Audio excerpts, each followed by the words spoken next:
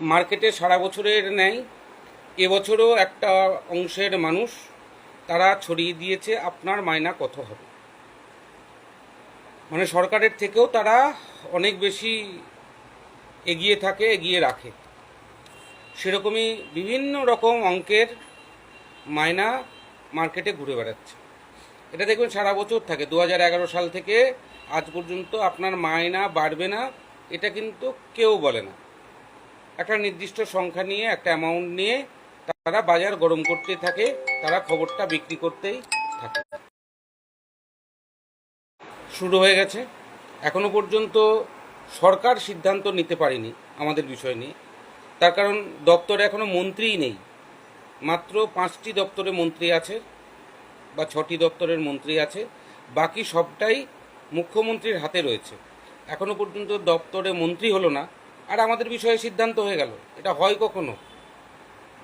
এইটুকু বোধ বুদ্ধি যদি আমাদের না থাকে তাহলে খুব সমস্যা।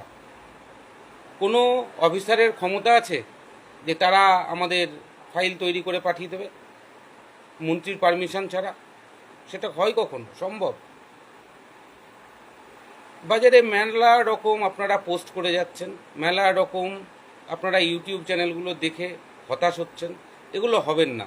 আমি আপনাদেরকে বলে রাখি, এখনও পর্যন্ত সরকার এই বিষয় নিয়ে খুব বেশি চিন্তাভাবনা করেছে এমনটি নয়। আপনারা বলবেন ডিএ আন্দোলনকারীদের সঙ্গে বসলো, তাদের ডিএ বেড়ে গেল। আপনি বলুন তো, ডিএ কি সত্যিই বেড়েছে? এখনও ঘোষণা হয়েছে কত পার্সেন্ট দেবে? আলোচনা হয়েছে সংগঠনের সঙ্গে। এখন পর্যন্ত মাননীয় মুখ্যমন্ত্রী 5টি সংগঠনের সঙ্গে বৈঠক করেছে। তার বাইরে কোনো সংগঠনের সঙ্গে এখনো পর্যন্ত বৈঠক করেননি। জনতার দরবারে কয়েকটি সংগঠন গিয়ে বিক্ষিপ্তভাবে আলোচনা করে এসেছে, তাদের সেরকম বিক্ষিপ্তভাবেই উত্তর হয়েছে। তার বাইরে আনুষ্ঠানিকভাবে মাননীয় মুখ্যমন্ত্রী এখনো পর্যন্ত কোনো সংগঠনকে সময় দিতে পারেননি। তার কারণ প্রায় 35-40টা দপ্তর, 35টা মন্ত্রীর কাজ মাননীয় মুখ্যমন্ত্রী একলা সামলাচ্ছে।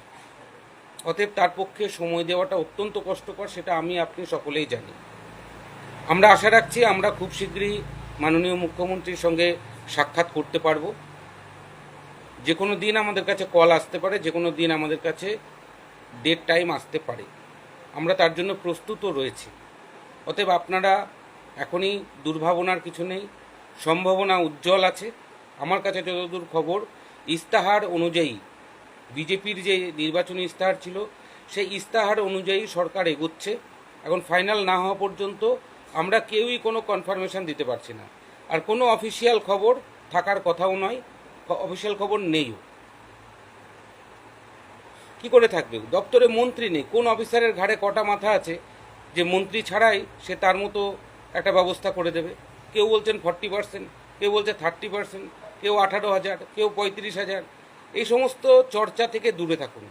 এই চর্চাতে আমরা আরও হতাশ হচ্ছি। আর এই হতাশা থেকেই আজকে আমাদের একজন সাথীকে আজকে আমাদের কাছ থেকে চলে যেতে হলো। আমি আপনাদেরকে অনুরোধ করব, নতুন সরকার এসেছে, তাকে নিশ্চয়ই সময় দিতে হবে। 15টা বছর আমরা যন্ত্রণা ভোগ করে আসছি, আমরা সত্যিই আর পারছি না, সেটা নিয়ে কোনো সন্দেহ নেই। তবুও আমি আপনাদেরকে অনুরোধ করব যে কয়েকটা দিন আমরা সময় দিই, প্রয়োজনে কয়েকটা মাস আমরা সময় দিই। তবে যদি আগামী 22 তারিখ বাজেট রয়েছে, আপনারা সকলেই জানতে চাইছেন বাজেটে কিছু হবে কি না। আমি আপনাদেরকে বলবো, বাজেটে যদি হতাশাজনক কিছু হয়, আশানুরূপ যদি কিছু না হয়, তাহলে পরে কিন্তু আমরা ছেড়ে কথা বলবো না। এবং আমরা 23 অথবা 24 তারিখে কিন্তু আমরা বিকাশ ভবন অভিযান করব, তার জন্য আমরা প্রস্তুতি নিচ্ছি। আর যদি আশানুরূপ কিছু হয়, অবশ্যই ওয়েল অ্যান্ড গুড, এবং সরকারকে আমরা সাধুবাদ জানাবো, সেটা নিয়ে কোনো সন্দেহ নেই। তবে আমরা এই সরকারের প্রতি আস্থা আমাদের রাখতে হবে। নতুন ক্ষমতা এসেছে, এখনও সরকার ঠিকমতো গঠিত হতে পারেনি, গঠন করতে পারেননি, কোনো কারণবশত একটা সমস্যা আছে নিশ্চয়ই, সেটাও আমাদের পক্ষে জানা সম্ভব নয়। আমরা যতদিন পর্যন্ত না বিকাশ ভবনে মন্ত্রী বসছেন, মন্ত্রী ঘোষিত না হচ্ছে, ততদিন পর্যন্ত আমাদের অপেক্ষা করা ছাড়া কোনো রাস্তা নেই। যেদিন মন্ত্রী ঘোষণা হবে, যেদিন উনি দপ্তরে দায়িত্ব নেবেন, তার পরদিনই আমরা মন্ত্রীর সঙ্গে অবশ্যই সাক্ষাৎ করব, সেটা নিয়ে নিশ্চিত থাকুন। আমরা মাননীয় মুখ্যমন্ত্রীর সঙ্গে আশা রাখছি হয়তো 1 সপ্তাহ বা 10 দিনের মধ্যে আমরা তার আহ্বান পাবো, তার ডাক পাবো, তার একটা প্রস্তুতি চলছে। সেটা নিয়েও আমরা মুখিয়ে রয়েছি যে রাজ্যের এতগুলো মানুষ, পার্শ্ব শিক্ষক শিক্ষিকা, তাদের যাতে সুদিন ফিরে আসে, তাদের যেন প্রত্যেকের পরিবার রক্ষা পায়। আমাদের অত্যন্ত আদরের এই সরকার এসেছে, মাননীয় মুখ্যমন্ত্রীর মুখ থেকে হয়তো আমাদের শব্দটার নামটা একবারও পাইনি, তার জন্য আমাদের মধ্যে অনেকের আক্ষেপ রয়েছে। কিন্তু এটাও মনে রাখবেন, যাদের নামগুলো বারবার শুনেছেন তার মুখ থেকে, তাদেরও কিন্তু কিছু হয়নি। অতএব মুখ থেকে বলা মানেই হয়ে যাবে, বিষয়টা এরকম নয়। শুধু শুধু মুখে বলল, কাজের কাজটা হলো না, তাতে কিন্তু লাভের লাভ কিছু হবে না। অন্য কোনো সংগঠনের সদস্যপদ আপনি নিতেই পারেন, লাভ কিছু হবে না, কেউ আপনার কথা ভাববে এটা আমি অন্ততপক্ষে বিশ্বাস করি না।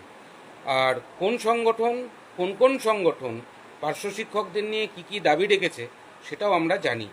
অতএব পার্শ্ব শিক্ষকদের কথা পার্শ্ব শিক্ষক ঐক্যমঞ্চ ছাড়া অন্য কোনো সংগঠন বলবে না। মানে সর্বোচ্চ যে আমাদের চাহিদা।